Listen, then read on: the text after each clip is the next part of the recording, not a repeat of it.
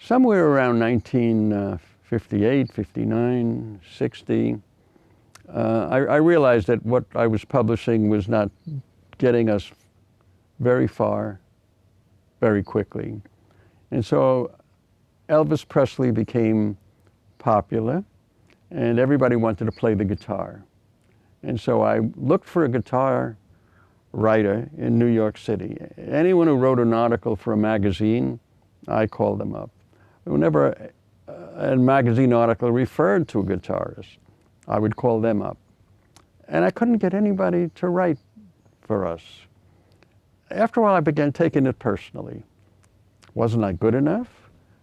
I could do it. They didn't think so.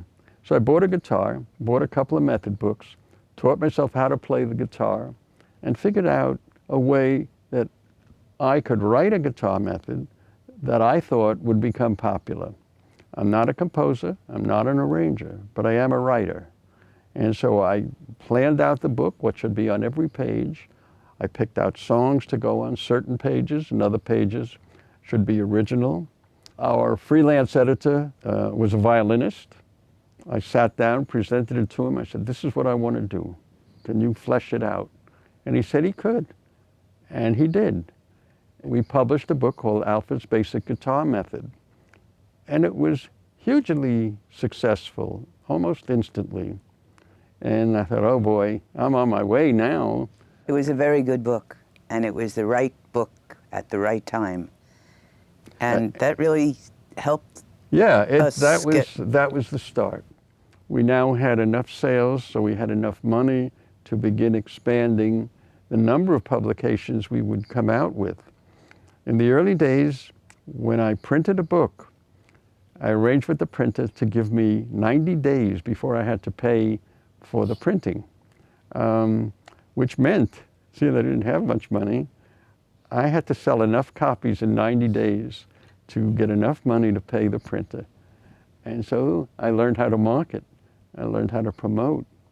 There was a store in New York City on West 48th Street. That was called Music Row. It was a series of music dealers.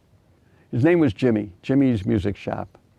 I would go by every Friday afternoon, late afternoon, and look in the window. I wanted to see if he put one of our books there. But no, it didn't ever appear. An Irish would come in from the suburbs, occasionally on a Friday evening, and I was parked on that street. If you parked before a certain time, you could stay the whole evening without having to pay for parking. I don't think you can do that anymore. And I would always walk up by the store and hope that one of our books was there. And each week we went by, not there yet.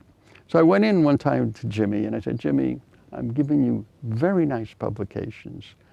They seem to be selling 2, 3 a week, yet you never put it in the window.